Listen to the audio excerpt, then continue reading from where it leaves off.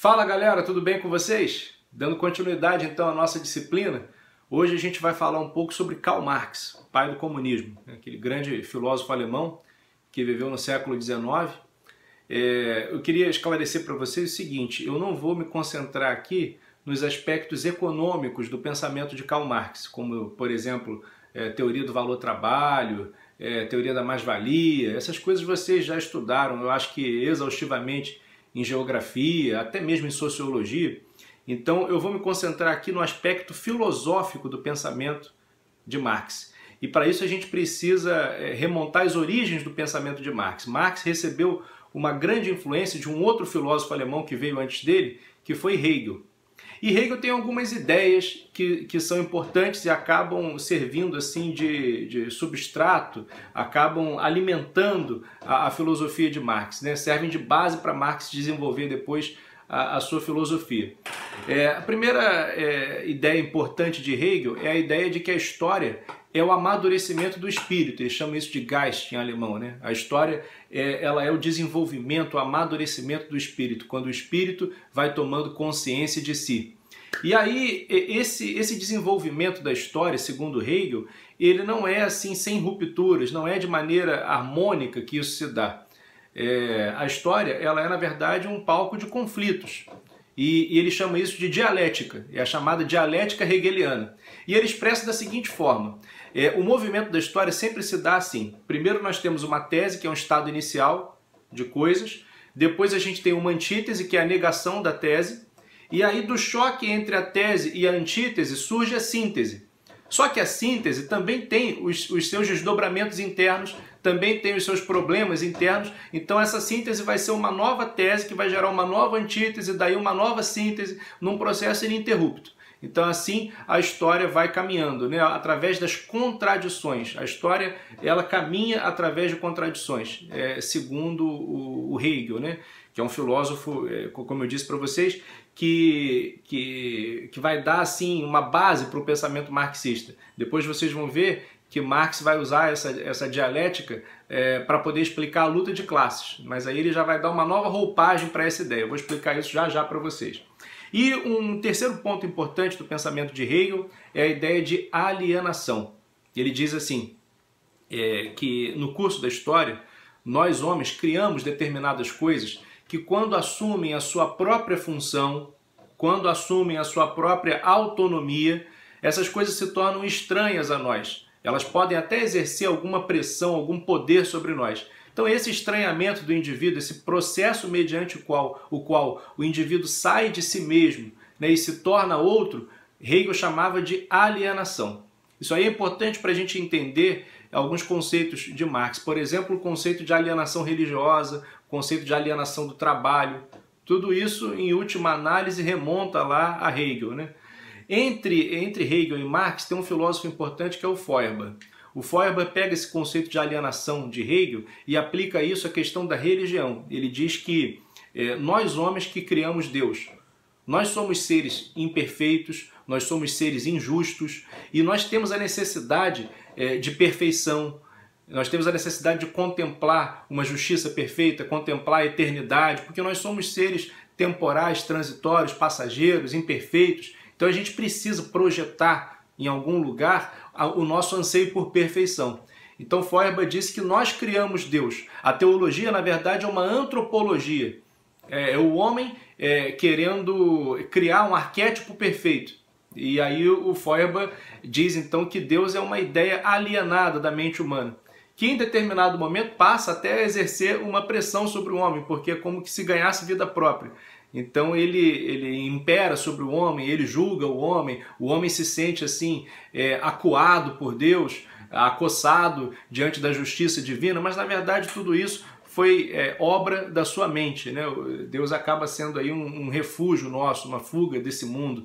E Marx usa essa ideia para dizer que a religião é o ópio do povo. Só que ele dá uma aplicação materialista para essa ideia de alienação religiosa. Ele diz assim: o homem cria Deus não é tanto pelas necessidades psicológicas, como dizia o Feuerbach, mas para dominar a massa da população. Deus ele é criado pela classe rica a religião ela acaba sendo um sistema de dominação, porque quando o indivíduo que é pobre, que é oprimido, quando ele alimenta a esperança de um quimérico paraíso futuro, de um reino que ele vai tomar posse um dia na eternidade, então ele fica com as suas energias revolucionárias anestesiadas. Então a religião, para Marx, é um instrumento de controle de massas. Por isso o comunismo é oficialmente ateu, por isso o comunismo combate a religião, porque entende a religião organizada como uma espécie de alienação.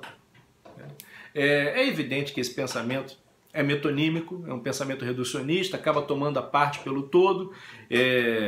Houve também na história quem criticasse esse pensamento. Chesterton, por exemplo, falava que Marx disse que a religião é um instrumento que faz o homem ordinário, pobre, se sentir extraordinário, herdeiro de um reino, de um paraíso. Mas ele esqueceu de dizer também que a religião é um instrumento que faz o homem extraordinário se sentir ordinário. Ou seja, aquele homem que tem tudo nessa vida, que tem fama, que tem prestígio, tem poder, tem sucesso, e ouve lá a palavra de Deus dizer: lembra-te que és pó e ao pó retornarás, que precisa ajudar o pobre, ajudar o faminto, ajudar o enfermo, visitar os prisioneiros. Então a religião também, para Chesterton, é um instrumento que faz o homem extraordinário saber que é ordinário, saber que é só mais um homem. Então Marx teria pensado assim só de um lado, teria alimentado uma visão unilateral da religião, mas não teria enxergado outros aspectos. Um outro cara que critica isso é Giovanni Reale, um grande filósofo italiano que viveu principalmente no século passado, mas morreu agora. Nasceu no século passado, morreu agora faz alguns anos, né, Giovanni Reale. E ele dizia que o Marx, na verdade, olhou uma determinada expressão religiosa, uma determinada forma de religião e expandiu isso, universalizou isso aí como se toda religião fosse isso. Mas, enfim, o pensamento do Marx é esse, né? O pensamento de que a religião é um instrumento sempre nas mãos da classe dominante para poder dominar a classe mais desfavorecida, né? Para poder dominar a população. Então é esse processo de alienação religiosa, né? Uma outra aplicação dessa ideia de alienação, o Marx dá na questão da alienação do trabalho. Quando o indivíduo, aí, na moderna sociedade industrial, proletário, trabalhador, lá na fábrica, ele não conhece mais o processo de produção, ele acaba sendo alienado do próprio trabalho, ele não conhece os mecanismos do próprio trabalho, ele está fazendo parte de uma engrenagem que ele não conhece inteiramente, né, porque o trabalho ficou muito compartimentado, então ele não tem domínio sobre o processo de trabalho, ele está seguindo uma lógica de trabalho que outros estabeleceram, e ele também é privado do fruto do trabalho dele, ele trabalha para outros e não para si mesmo, então o trabalho dele acaba sendo alienado. É uma outra ideia, né, que o Marx acaba tirando aí dessa questão da alienação, mas isso, como eu disse, vem lá remotamente do Hegel. E um ponto que vocês vão ver que a gente pode assim entender como uma discordância do Marx e do Hegel, é o fato do Marx ser materialista. E aí a gente entra em dois conceitos fundamentais do pensamento do Karl Marx, o materialismo histórico e o materialismo dialético. O Hegel dizia que a história é presidida pelas ideias, só que Marx não concorda com isso. Ele não acha que as ideias humanas são ideias autônomas. Ele diz que, na verdade, quem preside a história é a economia. A economia é a base de tudo. Aquilo que a gente chama de produção cultural, que seria a superestrutura ideológica, é sempre determinado pela economia. Então você tem primeiro uma infraestrutura econômica e a conformação dessa infraestrutura econômica acaba determinando a superestrutura ideológica.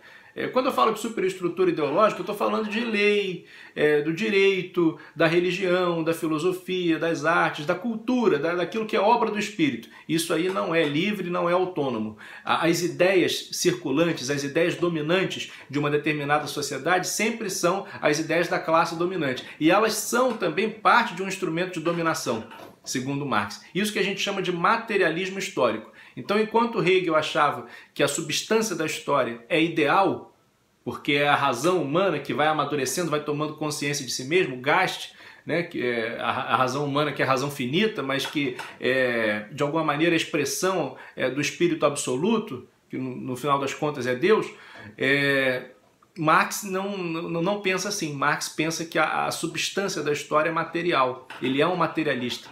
É a economia que determina todas as relações sociais. Então, se você quiser conhecer uma determinada sociedade, a primeira pergunta que você deve fazer é: quem domina os meios de produção nessa sociedade? Quem controla a economia? Porque quem controla a economia vai também controlar as ideias circulantes nessa sociedade. E essas ideias que vão circular nessa sociedade sempre são ideias que legitimam o poder da classe dominante. É mais ou menos isso que ele vai dizer com o materialismo histórico. E o materialismo dialético? Aí é essa ideia da contradição. Hegel pensava a dialética como um choque de ideias. E Marx pensa a dialética como um choque da luta de classes. Para ele, a luta de classes é o motor da história. Então, a gente tem, por exemplo, lá na Antiguidade você tem a luta de classes lá entre os patrícios e os plebeus. Na Idade Média você tem o senhor feudal e o servo da gleba. E na moderna sociedade industrial, quando Marx viveu ali, século XIX, ele já estava contemplando ali os primeiros frutos da Revolução Industrial, os trabalhadores completamente desamparados nas cidades, nas fábricas. Então ali a gente tem um conflito entre a burguesia e o proletariado. Então em cada sociedade você vai ter sempre uma classe que domina os meios de produção, que é a classe dominante, e uma outra classe que acaba sendo a classe dominada, essa classe que acaba sendo subjugada. Então é a luta de classes que dá motor à história. A história ela só se move de um determinado estado inicial para um outro estágio se houver uma luta de classes. É o choque entre as classes e eles estão lutando pelo quê? Pelo controle da economia, que é a base de tudo. É o choque entre as classes que vai dando movimento à história. Se você for analisar todas as revoluções, todos os movimentos da história, eles são choques entre classes sociais. E quem determina as classes sociais é justamente a economia. As classes sociais são determinadas pela posse ou não dos meios de produção. É o controle da economia, os ricos contra os pobres, né? E aí cada sociedade tem o seu próprio conceito de riqueza. Mas agora na moderna sociedade industrial esse conflito ele pode ser visto entre a burguesia e o proletariado. Bom, qual é a proposta do Karl Marx? A proposta do Karl Marx é que o proletariado se organize, porque o proletariado ele acaba sendo esmagado pela burguesia de diversas formas. Por exemplo, a religião é um instrumento ideológico para manter ali o proletariado anestesiado, tanto que ele diz que a religião é o ópio do povo, né? Por que o indivíduo usa droga? Porque ele quer fugir da realidade dele, uma realidade difícil, então ele vai viver lá num mundo de fantasia que a droga proporciona. Então a religião seria uma espécie de droga. Então o proletariado tem que se insurgir contra isso, contra as antigas instituições que na verdade só privilegiam a burguesia, contra a igualdade que é meramente formal, não é uma igualdade material das democracias liberais. Então o proletariado tem que tomar consciência de classe, tem que se organizar e tem que fazer uma revolução.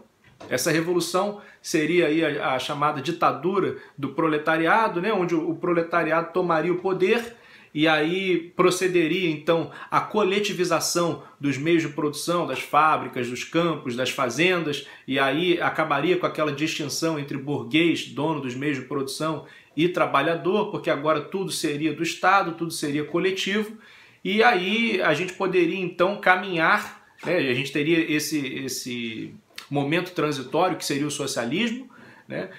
Mas para poder caminhar para o comunismo, que seria a sociedade igualitária sem classes sociais. Essa é a ideia defendida pelo Marx. É óbvio que essa ideia, quando ela é encarnada na história, ela vai dar origem, vocês sabem, vocês já estudaram isso, a uma série de problemas.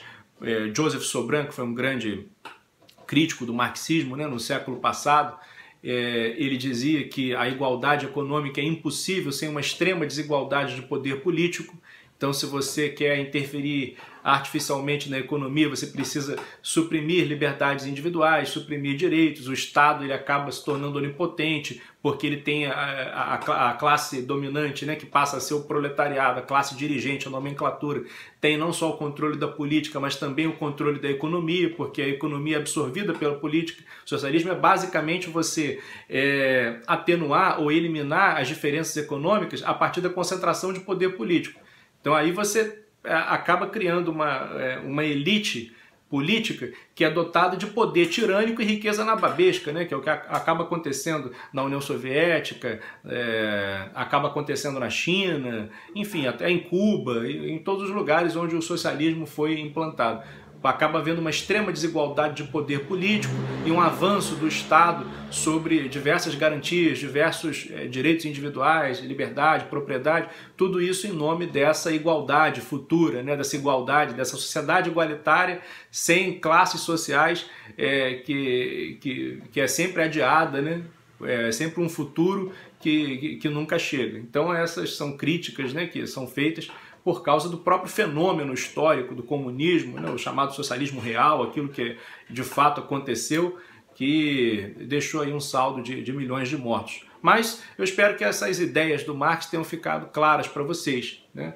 Conceito de alienação, essa questão do materialismo histórico, materialismo dialético, a crítica da religião. Eu vou deixar aí alguns exercícios para vocês e aí na semana que vem eu volto aqui para corrigi-los e tirar qualquer dúvida. Tá bom, galera? Grande abraço!